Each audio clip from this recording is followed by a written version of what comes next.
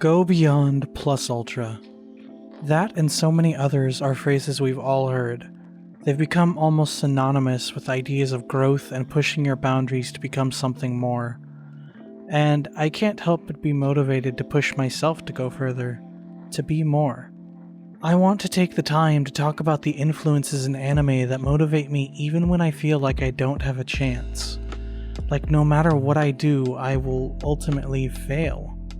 So, without further ado, I think it's only right to first talk about the influence in anime and manga that gave me the courage to start down this foolhardy path of making videos in the first place.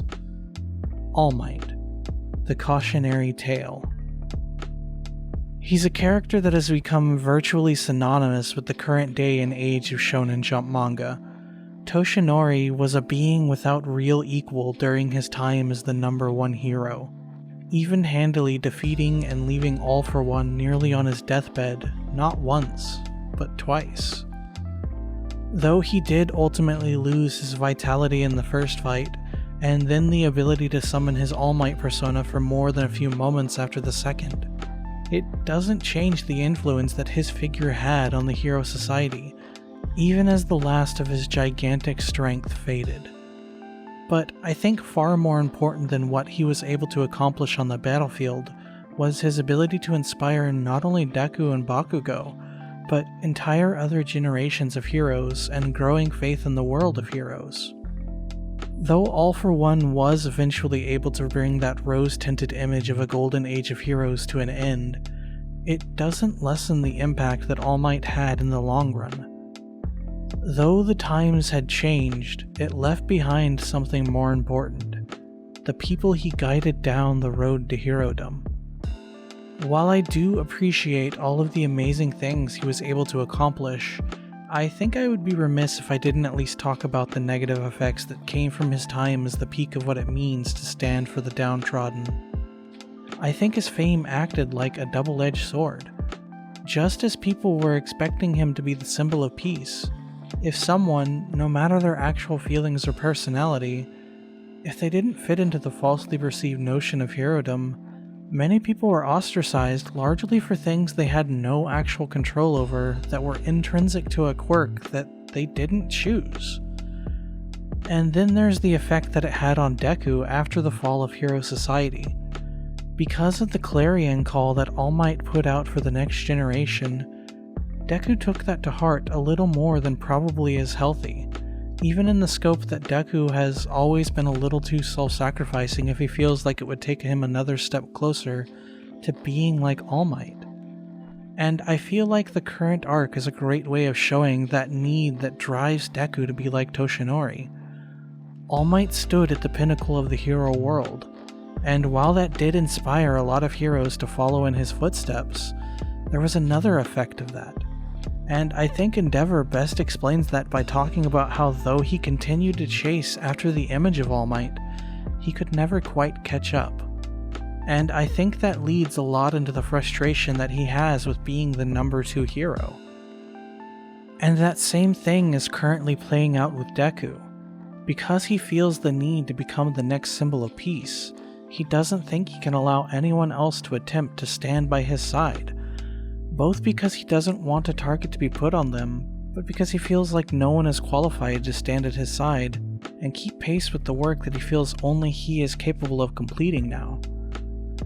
And the recent panels with Class 1A and more specifically Ida and Baku refuting those misplaced ideals are what I believe is going to be the largest contributor to allowing Deku to overcome and possibly eventually grow into an even greater hero than All Might could have become.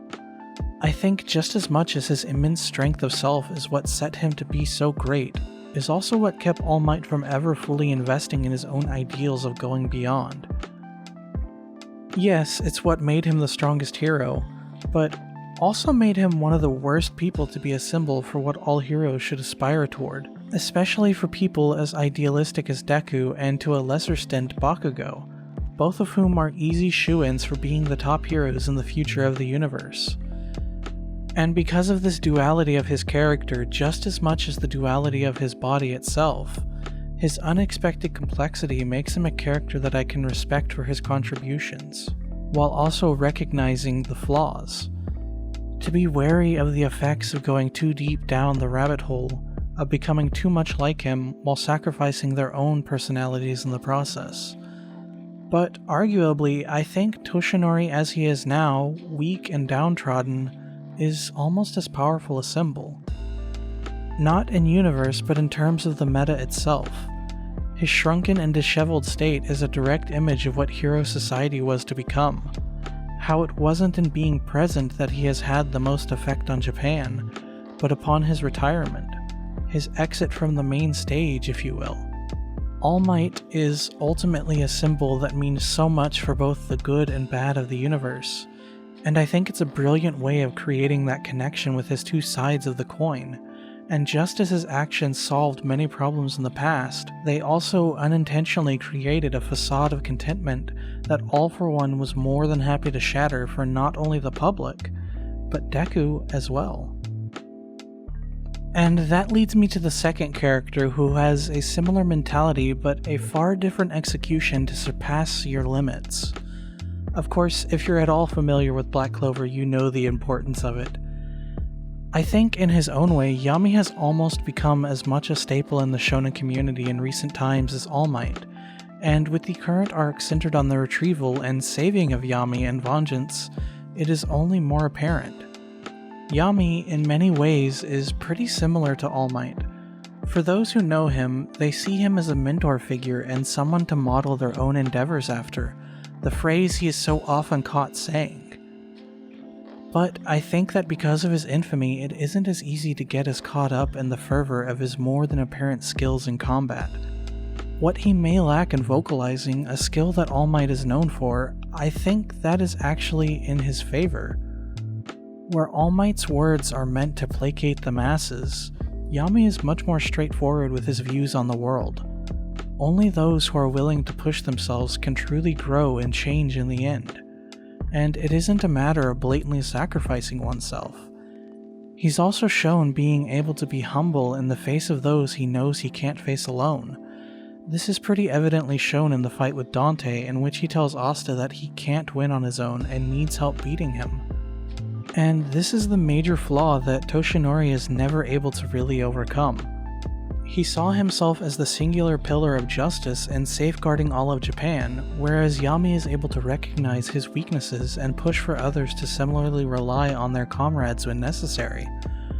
Conversely, I do think his bluntness does cost him a lot of public opinion. It's hard to be recognized as someone to be able to be relied upon if you're not able to get past his harsh exterior. But then again, it could also be argued that those who are able to get past that initial bluntness and see the fierce and loyal captain that lies beneath the surface makes their bonds all the stronger, especially in the case of Yami and Asta.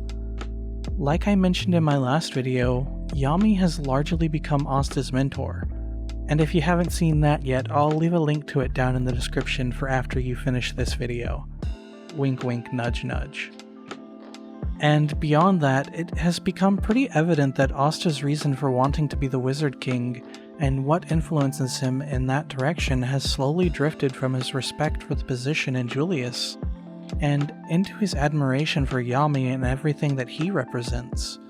A strong conviction to do the right thing and protect those who aren't able to do so themselves.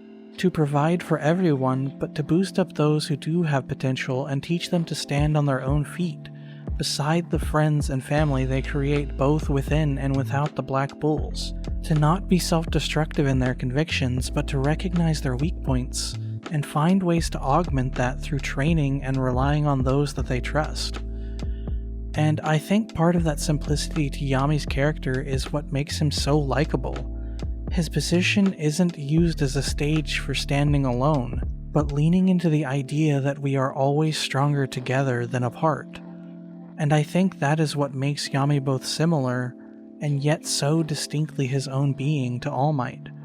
They largely pursue the same goals of protecting and growing strong enough to stand on their own abilities, but it is the subtle difference of what they think it means to stand all the difference. Thank you so much for watching. We're getting pretty close to 800 subs, and I would truly appreciate it if you help me on my road to that and beyond. I'm hoping to reach 1,000 by the end of the year, so any help is truly appreciated. And with that, have a great day, my dudes.